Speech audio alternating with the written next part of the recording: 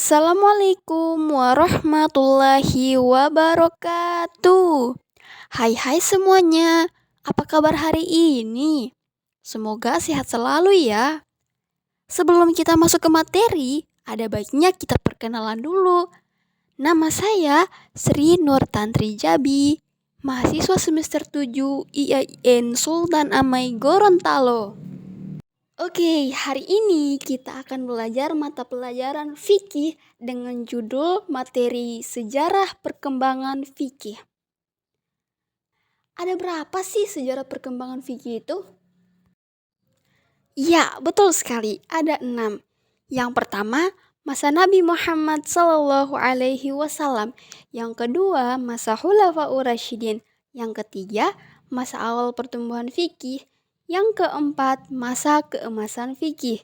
Yang kelima, masa tahrir, tahrij, dan tarji. Dan yang terakhir yaitu masa yang keenam, masa kemunduran fikih. Yang pertama, masa Nabi Muhammad SAW. Pada periode ini, permasalahan fikih diserahkan sepenuhnya kepada Nabi Muhammad SAW.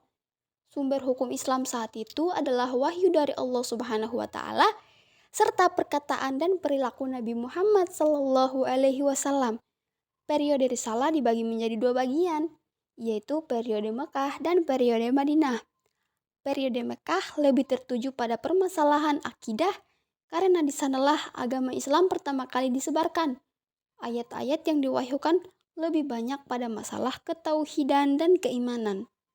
Setelah hijrah, barulah ayat-ayat yang mewahyukan perintah untuk melakukan puasa, zakat, dan haji yang diturunkan secara bertahap. Ayat-ayat ini diwahyukan ketika muncul sebuah permasalahan, seperti kasus seorang wanita yang diceraikan secara sepihak oleh suaminya. Kemudian turun wahyu dalam Quran surat Al-Mujadalah. Pada periode Madinah ini, ijtihad mulai diterapkan. Yang kedua, masa Khulafaur Rasyidin. Masa ini dimulai sejak wafatnya Nabi Muhammad SAW sampai pada masa berdirinya dinasti Umayyah di tangan Muawiyah bin Abu Sufyan. Sumber fikih pada periode ini didasari oleh Al-Quran dan hadis, juga ijtihad dari para sahabat Nabi Muhammad SAW yang masih hidup. Ijtihad dilakukan pada saat sebuah masalah tidak ditemukan dalil dalam nas Al-Quran maupun hadis. Permasalahan yang muncul semakin kompleks setelah banyaknya ragam budaya dan etnis yang masuk ke dalam agama Islam.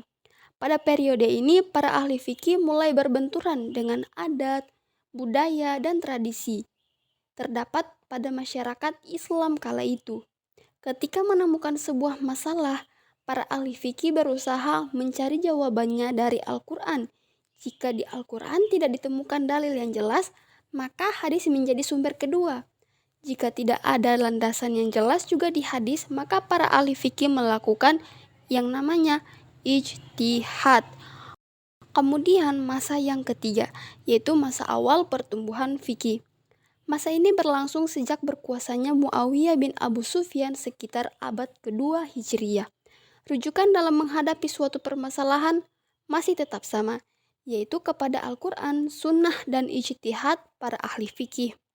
Akan tetapi proses musyawarah para ahli fikih yang menghasilkan ijtihad ini seringkali terkendala disebabkan oleh tersebar luasnya para ulama di wilayah-wilayah yang direbut kekhalifahan Islam.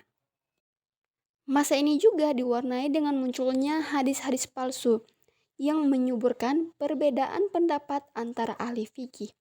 Pada masa itu, para ahli fikih seperti Ibnu Mas'ud mulai menggunakan nalar dalam berijtihad.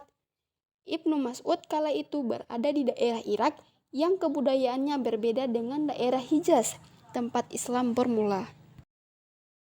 Yang keempat, masa keemasan fikih.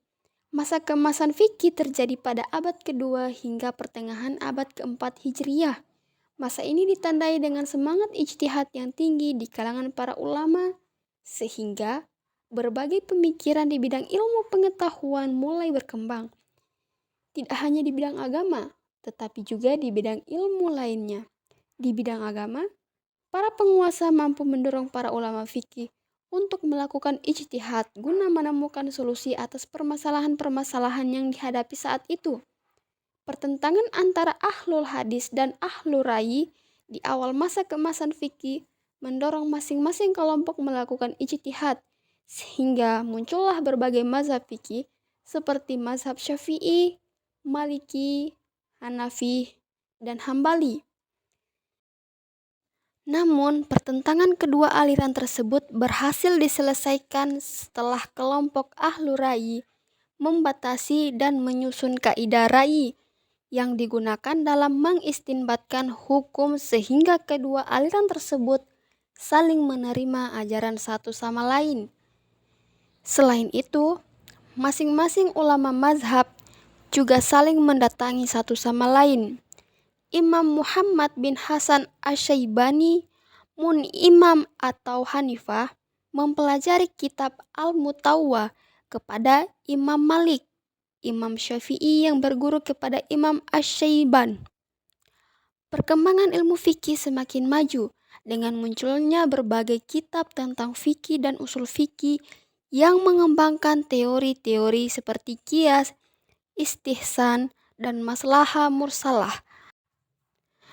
Adapun kitab-kitab yang muncul pada saat itu adalah Al-Mutawwa karya Imam Malik, karya Imam Syafi'i, Zahir Ar-Riwayah, dan An-Nawadir karya Imam Asy-Syaibani.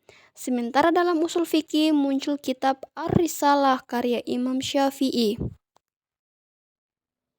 Yang kelima, masa tahrir, tahrij, dan tarjih. Masa ini ditandai dengan melemahnya ijtihad dari para ulama yang terjadi pada pertengahan abad ke-4 sampai abad ke-7 Hijriah. Tahrir, tahrij, dan tarjih merupakan upaya yang dilakukan para ulama dalam mengomentari, memperjelas, dan mengulas pendapat para imam mereka. Pada masa ini, perkembangan fikih mulai mengalami penurunan karena para ulama tidak berani melakukan ijtihad yang disebabkan sikap fanatik mereka terhadap satu mazhab yang mereka percayai, sehingga masa ini dikenal dengan at-ta'assub al-mazhabi. Akibatnya, perkembangan ini hanya melahirkan buku-buku yang berisi tentang komentar, penjelasan, dan ulasan terhadap buku yang ditulis oleh imam-imam mereka sebelumnya. Yang keenam, masa kemunduran fikih. Masa ini ditandai dengan banyaknya ulama fikih yang melakukan taklid pada pertengahan abad ke-7 hingga muncul majalah Al-Ahkam Al-Adiyah atau Hukum Perdata Kerajaan Turki Utsmani pada tahun 1293. Pada masa ini para ulama lebih menjelaskan kandungan buku-buku fikih yang telah disusun sebelumnya. Karya-karyanya kebanyakan berbentuk ringkasan atau mukhtasar, sehingga ilmu fikih mengalami kemunduran dan tidak dapat mengikuti tuntutan zaman akibat lemahnya kreativitas ilmiah dari para ulama. Sekian materi kita pada hari ini. Terima kasih. Wassalamualaikum warahmatullahi wabarakatuh.